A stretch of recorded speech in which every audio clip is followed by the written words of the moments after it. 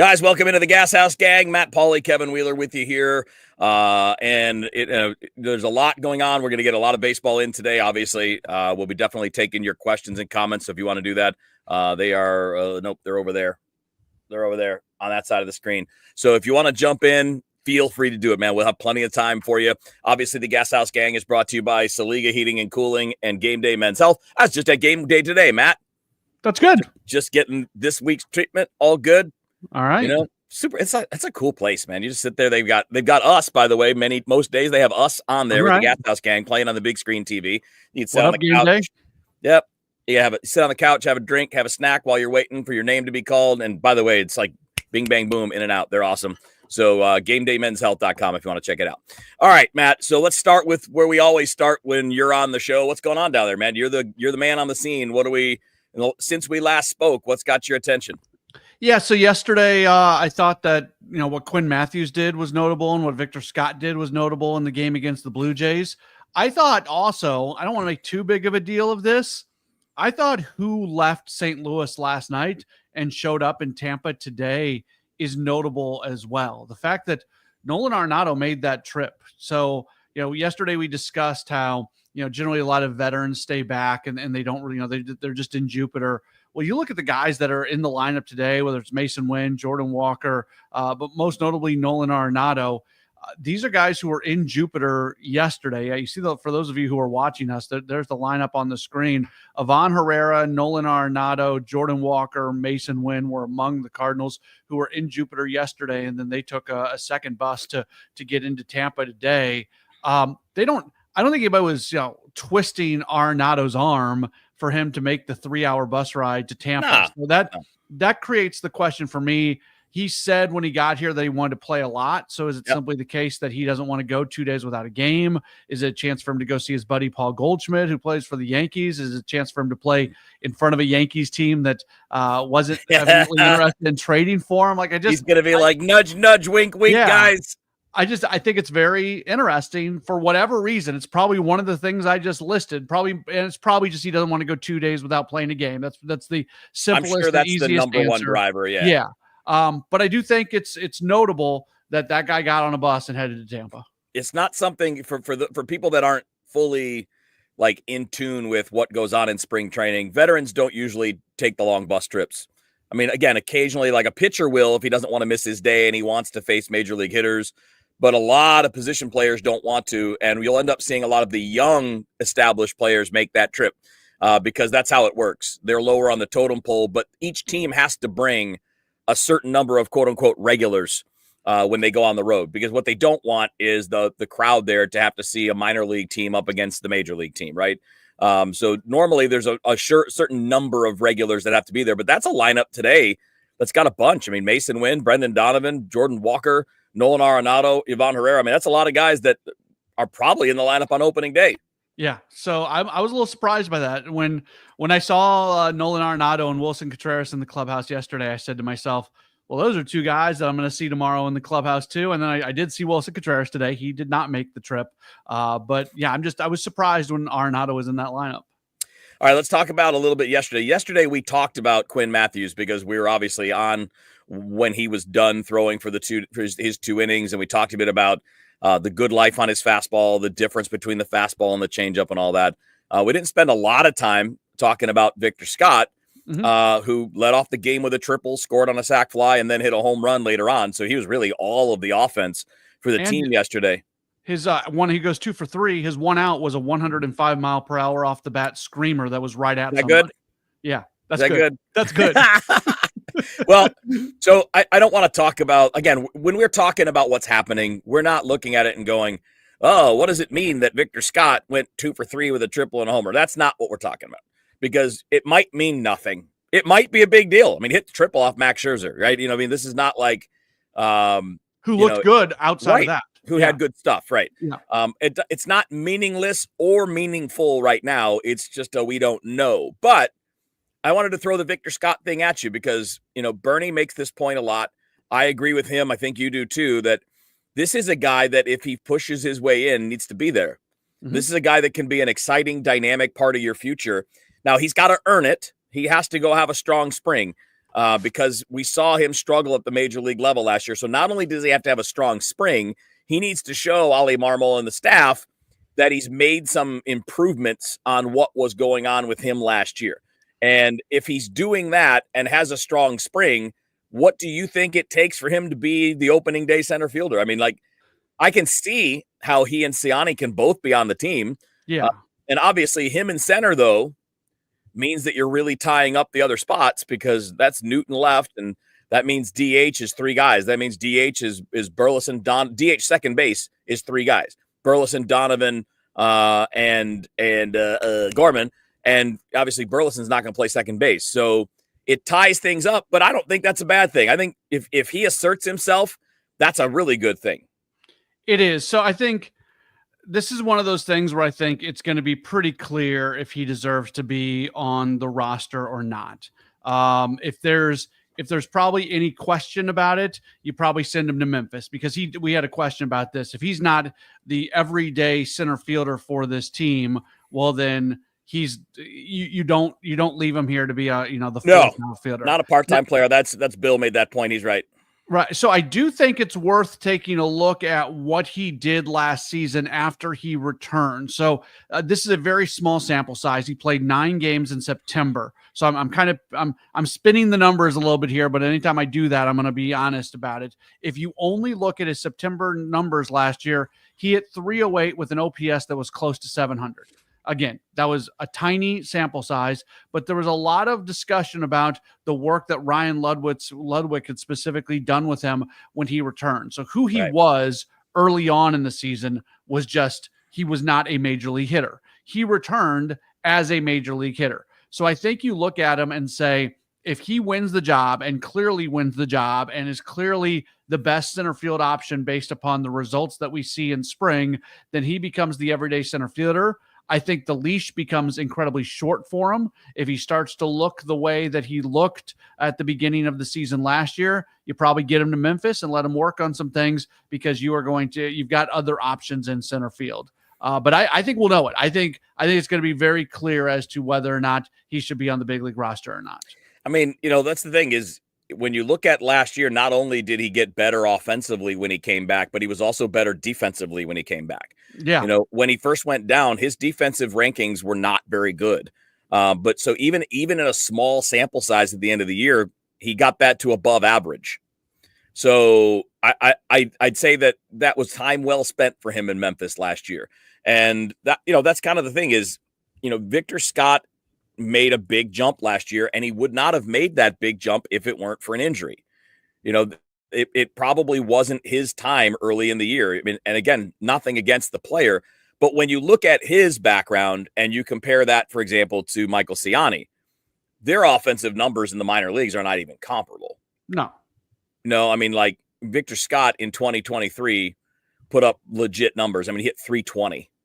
Well, I mean, he hit 303, but he hit 323 at AA. And obviously, he's a total difference maker on the base paths. I mean, he's a guy that can go out there and steal. I don't want to say at will, but I mean, he's definitely got the 50 stolen base plus ability. The question is, can you do it against big leaguers? Because doing that against minor league catchers and minor league pitchers is one thing. It's another thing entirely to do that against the guys in the big leagues.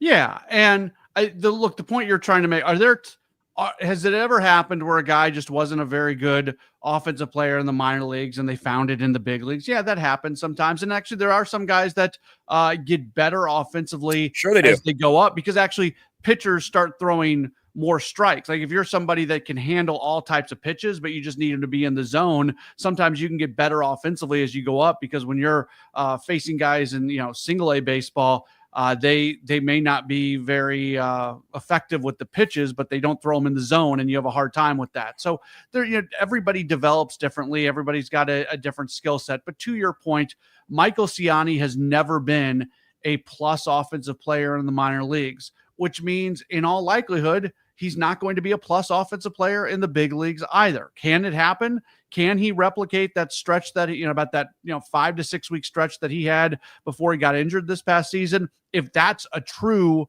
version of Michael Ciani, if that's who he actually is, then that's a perfectly fine offensive player, and you can feel comfortable putting him out in center field. But nothing would say that that is actually who he is. Victor Scott has been a dynamic player in the minor leagues. You mentioned the speed.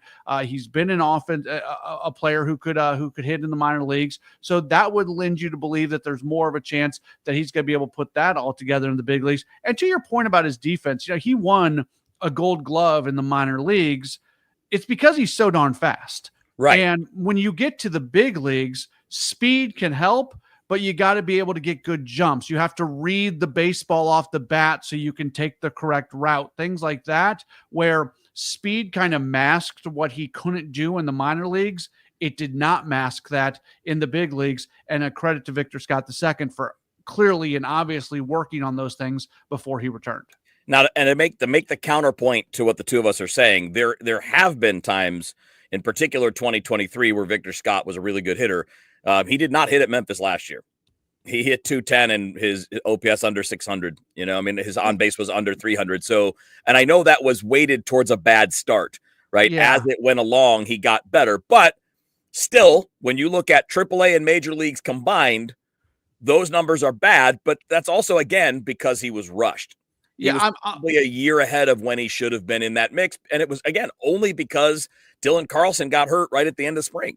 Yeah, he probably should have started AA last year, but even if there's no way to prove what I'm about to say is true, but I believe it. Even if he would have started the season at Memphis last year, I think those numbers offensively at Memphis would have been much better than what they were when he came back. He got into his head. He became a worse hitter. It was bad for his development temporarily for him to be in the big leagues. I don't think it stunted him, from a long-term standpoint, but who he was as a hitter when he got to Memphis from the big leagues was much worse than who he would have been as a hitter if he would have gone to Memphis straight out of spring training. A quick hitter on this question. Sorry, from Bill. Do you see Scott in left or center next year? So not 25, but in 2026.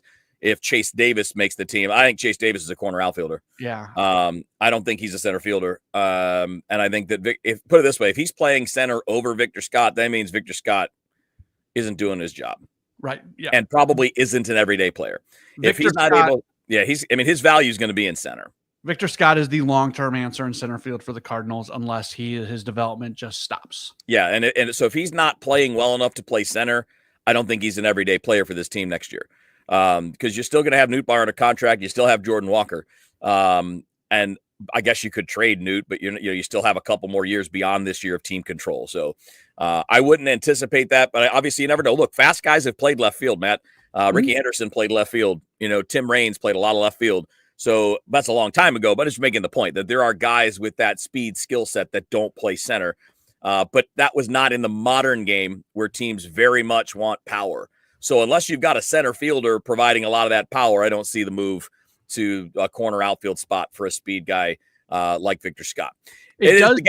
Sorry, go ahead. It does create, and look, this is a problem for tomorrow, not today, but Lars Nootbaar is a long-term member of this team. Jordan Walker is a long-term member of this team. Victor Scott is a long-term member of this team, and they are hoping that the same thing can be said about Chase Davis. At some point in time, we might have some fun discussions about what the outfield looks like. Yeah, we could.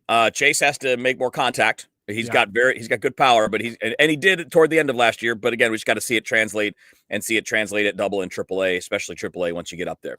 GasHouse Gang with Matt Pauley and Kevin Wheeler here on the KMOX social media channels. So YouTube, Facebook, Twitter, you name it. Obviously, you may be listening to us live in the evening. So if you are, hi, welcome. We've got you can podcast this show, by the way, anywhere you get podcasts. So don't forget that. But subscribe and like on YouTube, damn it. You guys have done a good job, but the more we have that, the better. So subscribe and like in YouTube. And we know the numbers. We know a lot of people are tuning in, but the more people can do that, the better things are for the GasHouse Gang. Just that easy. And we're not going anywhere, man. Baseball season starting. We're locked in. Just, asking for a little help. That's all. Help your guys out. and not just the four of us, but obviously, it helps the bosses and everybody else too. All right, let's change gears a little bit, Matt. There are a few things we want to do today, and clearly, we've covered a lot of similar ground, right? Which is why we try to advance the conversation every time we start talking about either Victor Scott or someone else, because we covered a lot of ground in the offseason looking at ifs, buts, and all that. But what was interesting to me, and I was talking about this last night on a podcast, and I just hadn't put it this way before. So it probably shouldn't have struck me, but it's also kind of painfully obvious. A lot of the Cardinals' young players have the same problem to fix. There are too many guys swinging at pitches they can't hit. Yeah. I mean, that's what went wrong for Nolan Gorman last year. If you look at him 2023 versus 2024, he was swinging at pitches he can't handle. He was swinging at fastballs up in the zone that he doesn't handle, and he was swinging at soft speed stuff down and away off the plate. So he was chasing off the plate more. Jordan Walker, same problem. I mean, we can talk mechanics with Jordan Walker, and that's fine, but mechanics don't mean a damn thing if you're swinging at pitches you can't handle. It wasn't just the young guys too, though. Paul Goldschmidt was terrible. Absolutely. When it came to that. He swung at stuff he shouldn't have, and he didn't swing at stuff he should have. Yep. And then I'll tell you, even though he had a good year, Mason Wynn's got a little bit of that problem too. He makes more contact on pitches he shouldn't swing at, so he puts the ball in play. But I think if he makes that change, Matt, he goes from being what was essentially a league average hitter last year, right? I mean, it's not like what Mason Wynn did is going to win him a silver slugger at shortstop. It was a good, solid year, but it was 2% above league average, and I think he's significantly better than that. But when you're a guy that chases quite a bit, which he does, it's not crazy, but he's in the bottom third of the league in chase rate. He doesn't walk, but he also doesn't strike out. So he's sacrificing quality of contact for contact.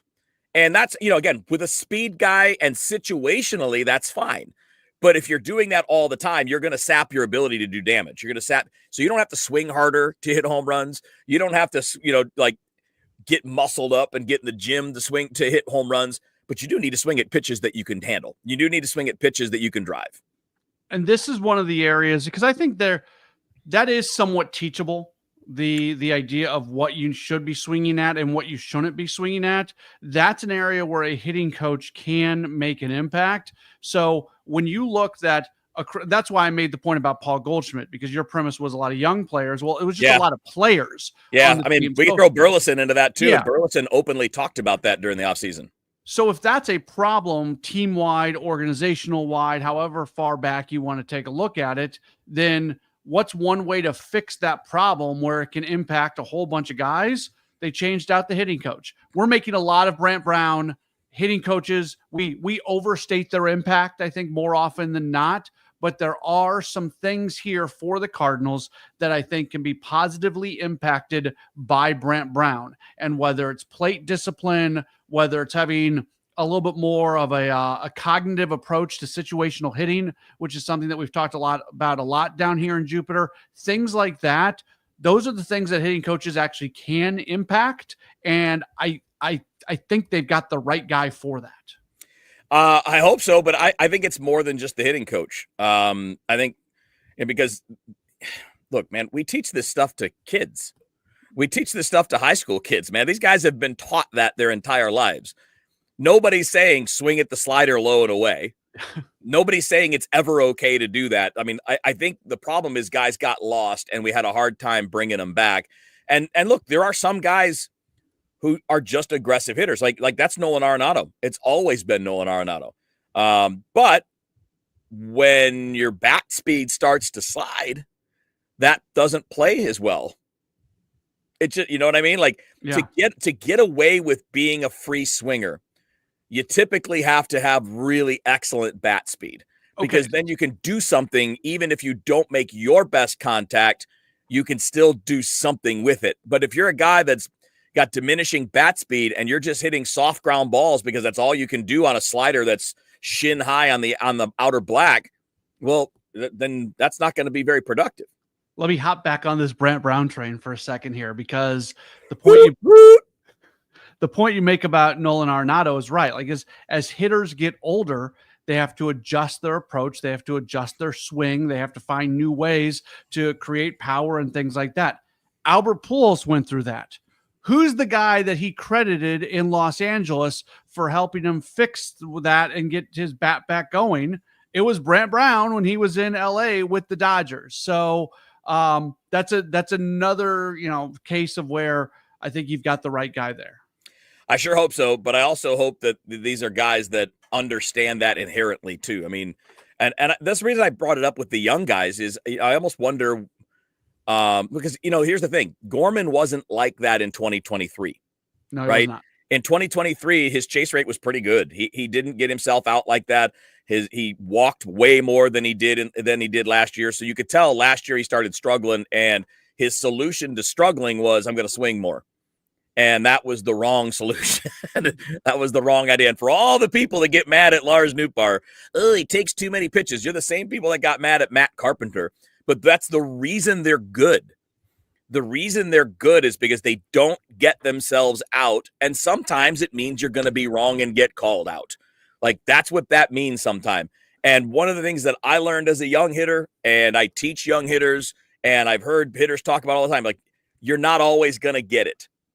You're going to strike out sometimes, and you can't go up there. So if you go up there without a plan, if you go up there thinking you can cover the whole strike zone, you're out of your mind. Mm-hmm. You can't. Sometimes you're just going to get beat or you're going to get fooled because you'll have to eliminate something, right? You either eliminate essentially one half of the plate or you eliminate one pitch or two pitches, right? You focus on fastball, not off speed, or you focus on off speed, not fastball. But most of the time, you cannot cover everything, and especially not with guys with good stuff. And that means sometimes you're going to be like, all right, this guy's getting me with a slider. I'm going to sit on the slider on this 0-2 pitch, and he might beat you with a fastball right down the middle. You have to accept that. You're going to make outs that way. It's part of the game, and trying to fight that is going to put you in a deeper hole, and then you're just going to keep using that shovel to dig that hole deeper. Yeah, you said I can't add a whole lot more to that. I know, generally speaking, you hear hitters talk about kind of sitting fastball, and you can adjust to breaking stuff a little bit easier than you can, going if you're sitting changeup or sitting slider. Oh yeah, fastball comes your way. It's a lot more challenging. But yeah, to your point, I think the really good hitters know where they want their pitch and they wait for that pitch to show up. And if they never get that pitch, then it becomes that much more challenging for them to get a hit. Yeah, and look, you can be defensive and always look fast. See, the problem is in the big leagues, you can't just always do everything.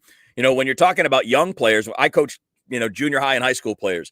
Yeah, you can have the same approach all the time because they don't have scouting reports on you. And nobody's got 100 hours of video on what you've done. Nobody has hundreds or thousands of data points showing what you swing at and what you don't swing at, what you handle and what you don't handle. So when you're younger at the amateur level, you can pick an approach, sit on the fastball, adjust off speed. That's what I teach most of the time because most kids can't throw off speed for strikes. So you're going to get your better chances with fastballs in the zone. But in the big leagues, you can't just have the same approach all the time. Sometimes you got to hunt fastball. Sometimes you got to hunt off speed. Sometimes you got to hunt away. Sometimes you got to hunt in. And the guys that are really good keep changing that up so that they're not giving the pitcher the same attack plan all the time. It's what makes a guy like Juan Soto so good. If you look at any elite hitter, look at Albert. Albert knew exactly what he was doing every time he was up there. And I'm talking prime Albert. But even older Albert, when he got back into the groove, could do that. It's hard. It's not easy. It's usually what separates the best from the rest. But you're going to have to alter that quite a bit because if you get into a pattern, teams will exploit it. Sure. And yeah, I mentioned this, I think, maybe yesterday or some other time we were talking about Miles Michaelis and how he was talking about the cat and mouse of, does he's going to throw a lot more balls, but is there going to be that opportunity to surprise guy with an 0-2, strike right down the middle? That's still going to be back of his head. It's and that's where having a catcher is, who can think through these things is so important for these pitchers. And then finally on this topic, a little more hitting nerd stuff, Matt. The look fastball and adjust off speed isn't what it used to be at the major league level. When you have breaking pitches tailored in a lab to look like the fastball until the last second. Right. I don't know, people. If you guys don't, if you're a baseball fan and you don't follow Pitching Ninja on Twitter, on social media, you're doing yourself a disservice. Because he'll do the overlays one over the other with the fastball and the breaking ball, and they're in the exact same place about 20 feet from home plate. And one of them keeps riding like a fastball at 98 miles an hour, and the other one drops off a table. And if you're sitting on fastball and trying to adjust to that curveball, you're done. You're done. You can't, like, the modern techniques for tunneling pitches, you can just forget doing that. You have to pick a pitch and hit it. Yeah, the guy who I think was you just realized how tough it was when the pitching ninja stuff did stuff with Devin Williams and like it's just ridiculous. It is just beyond ridiculous. And yesterday Quinn Matthews. Yes. We're talking about the different, when he was sitting 95, 96 on the fastball in his first spring start. So that will still probably tick up another mile or two once we get into the regular season. And he's sitting there at 81, 82 on the changeup. So that is a significant difference between those two. It's the Gas House Gang with Matt Pauley and Kevin Wheeler. It's brought to you by Saga Heating and Cooling and my friends at Game Day Men's Health. You can find them, and you should, at GameDayMen'sHealth.com. Just put it this way. I'll put it this simply. If you don't feel the way you want to, go to Game Day Men's Health and check out. They might have something that can help you out. They're the best. They're a bunch of pros, and I was there earlier today. I absolutely love them. All right, so let's talk Central Division, Matt. We didn't leave enough time to do this yesterday, so we kind of started the conversation and had to leave it short, although we were kind of broader, talking more about the National League as a whole. Here's a hot take for you. And if you guys are commenting, if you're watching on YouTube, Facebook, Twitter, and you want to comment, feel free. Obviously, we're taking. Can I guess your hot take before you say it? Yeah. That not a single team in the division is very good? Kinda. Okay. Kinda. You're close. You're in the right vicinity, because what I was going to say is yesterday we talked about who's actually good in the NL. Nobody in the NL Central is actually good. Knowably, provably good. There are teams that are potentially good, right? Like the Cubs are potentially good. The Brewers are potentially good. The Reds are potentially good. The Cardinals, we don't know, but I mean, there's a scenario where they're pretty good. It's not maybe the most likely scenario, but there's a scenario where they're pretty good. And I don't know that there's one where the Pirates are pretty good, but there is a scenario where they don't suck. They don't have enough offense, but their pitching's really good. If this turns into a year across Major League Baseball where offense is really, really down, just like across the board, that could be very good for Pittsburgh. I mean, they got arms, dude. They got arms for days. I mean, obviously everybody talks about Paul Skeens, but Jared Jones isn't very far off in terms of stuff. He's another big righty throwing 100 miles an hour. Mitch Keller is now the number 3, and he's very solid. And they got, I think the second best pitching prospect in baseball. Well, maybe third. So behind Roki Sasaki and Jackson Jobe is Bubba Chandler, and he might make the Pirates team at some point this year. He's another legit upper 90s fastball guy. So it's, and they signed Heaney, who was probably going to get a 3-year deal for that was a good signing. Money, and they signed it's like $8 million or $6 million. I don't have the numbers in front of me, but it was because the Pittsburgh Pirates are completely against anything that's a multi-year deal in free agency. They were able to go get Heaney on a 1-year deal. Yeah. So the only problem is they didn't do anything to help their offense. So nothing. That's actually a crime, because There's guys out there, though. There's still guys out there. If they had added 2 good hitters, not even great hitters, 2 good hitters, we could be arguing for them with the rest of the teams in the division. All right, so we talked a bit about the Cubs yesterday. They're just light for me. Like, they have potential. Like, Kyle Tucker gives them an element they didn't have. He's the best player they've had in a long time. He's better than Cody Bellinger. That was a massive upgrade to go out and get him. But I don't think there's much damage in that lineup outside of Kyle Tucker. I mean, Seiya Suzuki's pretty good. I like him. I think he's a quality player. But is Dansby Swanson a 5-hole hitter? No. Because I don't think he is. I like Michael Busch. I think he provides some power. But I don't know exactly where I'm getting power outside of Tucker and Busch and maybe Suzuki. Like, Happ, Swanson, Horner. I don't know what PCA is. Pete Crow Armstrong's a tremendous talent. He's a great defender. I don't know what he is as a hitter. We don't know what Matt Shaw is as a hitter. Their catching duo is Miguel Amaya and Carson Kelly. And I like Carson Kelly as a backup. They're fine there.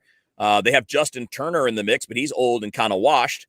And where does he play? I mean, Seiya Suzuki's your DH, so where does Justin Turner play? You going to play him at third base? Good luck with that. I mean, that's what they say they're going to do, and I don't think that's that much of an upgrade. No, and I think this is kind of my point. Like, I don't think they're bad. I can conceive of them being good.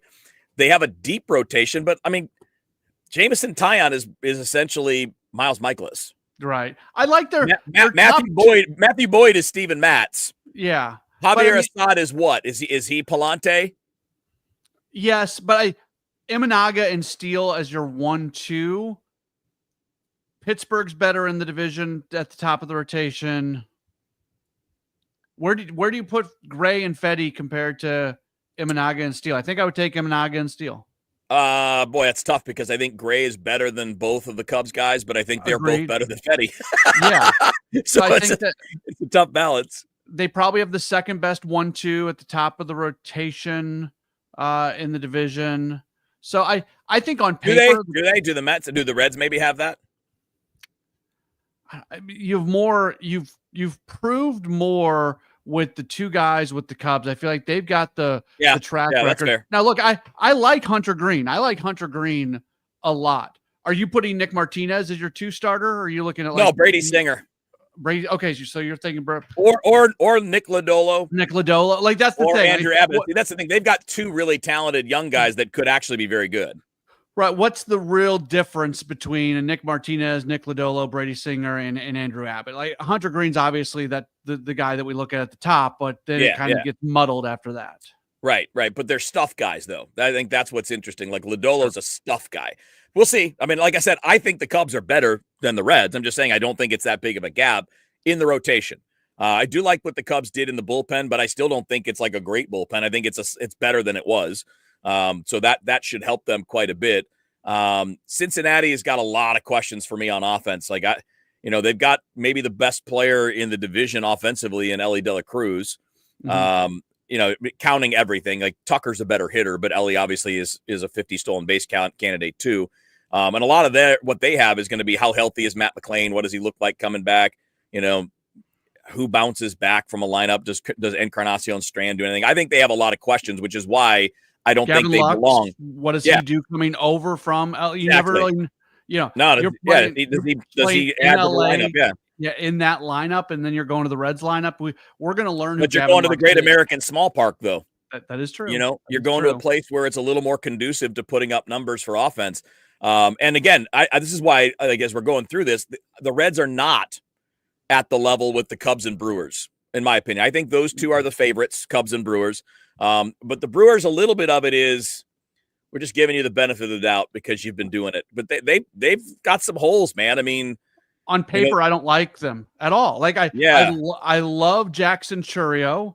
I think some guys on the Rhys Hoskins, I bet they wish would not have picked up his option. You love William Contreras. Clearly, he's a top level player. What happens on the infield with the departure of Willie Adames with Terang and Ortiz and what they're going to do? Durbin's another guy. There's been some rumors recently that they've been talking with the Rockies about McMahon, I think it is. So if they were to pull off a move like that, that would help them out. Can Garrett Mitchell take that next step? He's somebody who people have been really high on for a while, but he hasn't been able to put it all together. So we do this every year with the Brewers, where on paper they don't look great and then they outperform it. Yes. So I'm stuck. I don't know how to handle this. And I'm somebody who I was in Milwaukee for part of 7 seasons. I had a front row seat to it. I don't know how to assess them because, like it is every single year, on paper, they don't look like the best team in the division. That's right. We know once the games start mattering, they tend to overplay. The sum of the parts is greater than the individual. That's what I'm hedging at, right? So that's why I put them above the Cardinals and Reds. So let's finish this up. We'll do this in our last segment. Matt Pauley and Kevin Wheeler with you here on the GasHouse Gang, continuing on the National League Central Division. So we've kind of looked at this. I think there are tiers, Matt, but I don't think it's very far apart, right? I could make an argument for any one of these teams, Cubs, Cardinals, Reds, Brewers, to finish 4th in the division. Mm-hmm. I could make an argument for it. I think the Pirates are going to finish last. I don't think it's a lock, but it's probable because of their offense. It's not a lock, but I think the top end for them may be 4th. Where I think the top end for the Cubs and Brewers is winning the division. The top end for the Reds is winning the division, but I think they have a larger gap between floor and ceiling than the Cubs and the Reds, Cubs and Brewers, which is why I had the Cubs and the Brewers above that. And we did all of this. The Cardinals have the largest gap of all of them. The Cardinals ceiling and floor is the largest. So we did all of this to kind of outline and fit where are the Cardinals in all of this. I have a hard time saying, yep, they're going to win the division. I mean, everything needs to go right if they're going to do that, but it's conceivable. It's also conceivable they finish fourth. Mm-hmm. I mean, it is conceivable you could finish fifth. Like if 2023 happens, we just saw it. If they collapse, they could be behind everybody in the division. It's not outside the realm of possibility.